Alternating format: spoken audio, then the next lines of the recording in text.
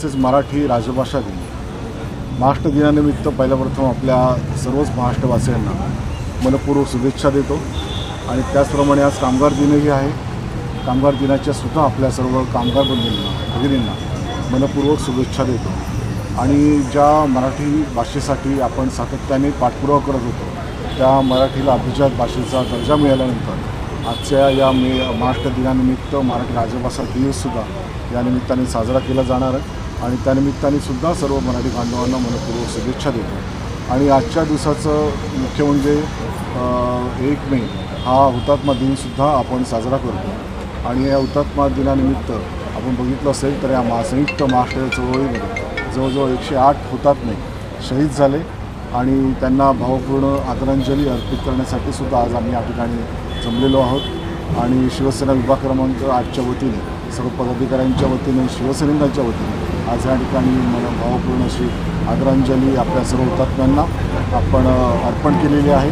आणि त्याच पद्धतीने सर्व आपल्या कामगार बंधूंना आपल्या या महाराष्ट्र दिनानिमित्त आपण मनपूर्वक शुभेच्छाही दिलेल्या आहेत। महाराष्ट्रवासियांना अभिमान वाटेल असा हा गौरव दिन असतो। आणि ह्या निमित्ताने आपल्या सर्वच महाराष्ट्रीयन मराठी माणसांची सुद्धा आणि सर्वच महाराष्ट्राला जे मानणारे आहेत त्या सर्वच वर्गाला एक छाती भरून येते की आपल्याला सुद्धा महाराष्ट्रात आपण राहतो आहोत आणि महाराष्ट्राची प्रगती ही आपल्या सर्वांचीच प्रगती आहे। आणि त्याच्यामुळे निश्चितपणाने येणाऱ्या भविष्यकाळामध्ये सुद्धा महाराष्ट्रामध्ये आपण बघितलं असेल तर युपी सरकारने जी काही कामं केलेली आहेत या 2.5 वर्षामध्ये मागच्या आणि आता येणाऱ्या या कालावधीमध्ये सुद्धा फडणवीस साहेबांच्या नेतृत्वाखाली माननीय शिंदे साहेबांच्या नेतृत्वाखाली जे काही काम आज होत आहे आणि त्यामुळे महाराष्ट्रात ज्या प्रकारे प्रगती होते ती पुढे निश्चितपणे अजून भरभराट आपल्या महाराष्ट्राची होत राहील अशा प्रकारची अपेक्षा आहे। गेल्या 65 वर्षापासून महाराष्ट्र अनेक आव्हानांचा सामना केलेला आहे। खास करून तत्कालीन मुख्यमंत्री एकनाथ शिंदे यांच्या काळामध्ये महिलांना आर्थिक सक्षम करण्यासाठी अनेक योजना आणल्या होत्या। यापुढे महाराष्ट्र सगळ्या क्षेत्रामध्ये आघाडीवर आहे। एकूणच त्याविषयी काय सांगा? आपण बघितलं असेल तर माननीय शिंदेसाहेब ज्यावेळेला मुख्यमंत्री होते आणि त्यावेळी त्यांनी विविध योजना आणल्या, विविध स्तरावरच्या आणल्या, म्हणजे लाडक्या बहिणींचं असेल, लाडके भाऊ असतील, लाडके शेतकरी असतील, लाडके कामगार असतील, या सर्व क्षेत्रांमधील विविध कार्य करणाऱ्या सर्वांनाच त्यांनी विविध योजनांच्या माध्यमातून थेट लाभ दिलेला आहे।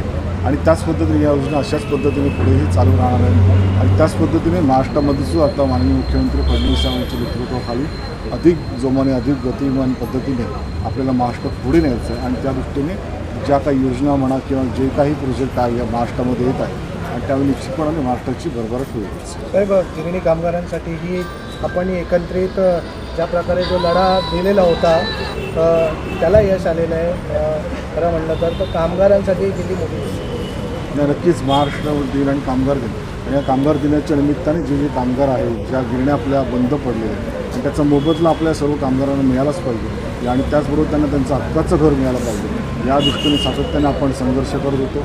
आपण बघितलं असेल तर स्वदेशी मिल कामगार आपली चुनाभट्टीची त्या ठिकाणी जवळजवळ 2,500 कामगार होते। जवळ 22 वर्षानंतर त्यांना न्याय मिळाला आणि जवळजवळ सर्वच कामगारांना देणी मिळालेली आहे। फक्त वारसा हक्काची जी काही देणी त्याचा कोर्टामध्ये प्रलंबित प्रश्न असल्यामुळे 2-3 महिन्यामध्ये तोही प्रश्न निकाली लागून त्यांनासुद्धा उर्वरित देणी ही मिळणार आहे। आणि त्याचबरोबर त्यांना हक्काचं घरसुद्धा येणाऱ्या कालावधीमध्ये प्रत्येकाला मोफत 400 ते 450 फूट फूट घर हे चुनाभट्टीमध्येच जवळजवळ 700 ते 800 कामांना त्या ठिकाणी मिळतात। अभिमान वाटो अशा प्रकारचा निकाल लागलेला आहे। आणि जे उत्तीर्ण झालेले आहेत जे विद्यार्थी आहेत त्यांना मी नक्कीच शुभेच्छा देतो आणि याही पुढे त्यांनी महाराष्ट्रामध्ये देशाची सेवा चांगल्या प्रकारे या माध्यमातून करावी अशा प्रकारच्या शुभेच्छा देतो। थँक्यू।